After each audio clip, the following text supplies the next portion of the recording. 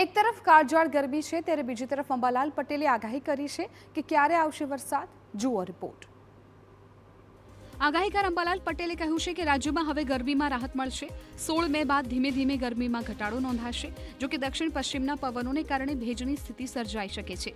અરબી સમુદ્ર સક્રિય થતા અંદમાન નિકોબાર ટાપુ પર 17 થી 20 માં વરસાદ શરૂ થશે અને 23 મે બાદ ભારે વરસાદ થવાની શક્યતા છે। એ જોતા 8 થી 15 જૂન વચ્ચે ગુજરાતમાં વરસાદનું આગમન થઈ શકે છે અને 23 થી 28 જૂન વચ્ચે ગુજરાતમાં સારો વરસાદ પડશે તેવી અંબાલાલની આગાહી છે।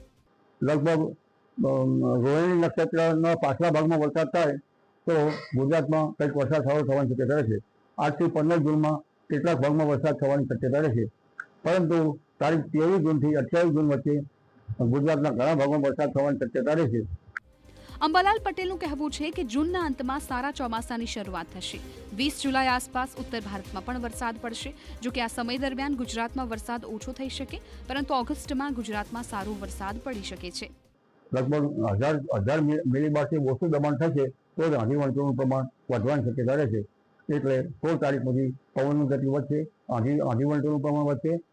અંબાલાલ પટેલે એવી પણ આગાહી છે કે પાછોતરો વરસાદ ઓક્ટોબર મહિના સુધી યથાવત રહી શકે છે, એટલે કે આ સિઝનમાં ગુજરાતમાં સારો વરસાદ પડશે।